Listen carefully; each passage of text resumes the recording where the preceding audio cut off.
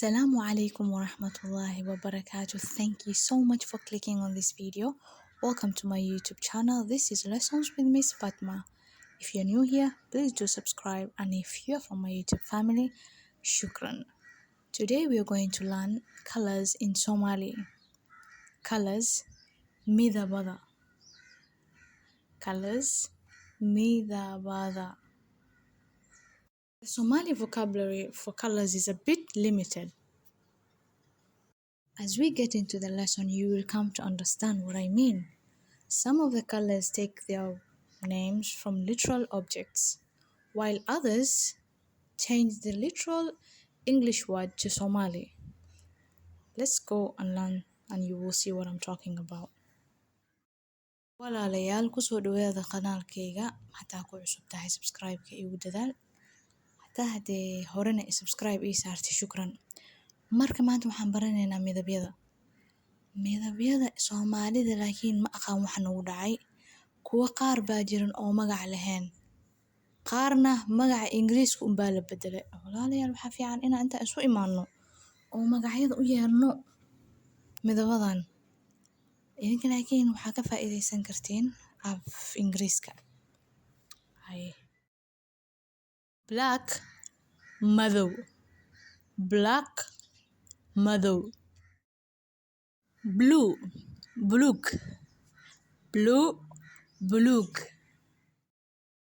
White, cadaan. White, cadaan. Red, guduud. Red, guduud. Pink, guduud khafiif. Remember when I was telling you some colors are tricky? As we learned earlier, guduud is red. So this pink is guduud khafif, which literally means light red. Orange, oranjo.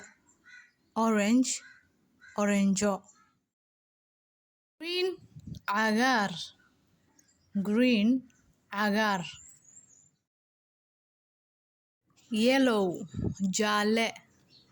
Yellow, jaalle. Brown, bunni ama cafe. Brown, bunni or cafe. Gray, qalin. Qalin is silver, like the precious metal.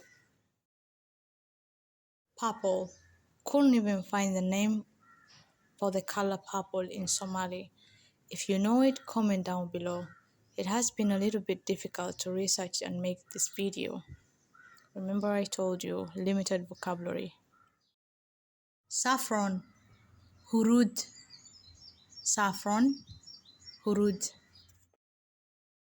walaal casharka hadda gabagabo waaye wuu dhamaaday. Kalaradan khalde iga saxa. Aniga waxaa waayay hadalka ogahay waan igu badiyay, laakiin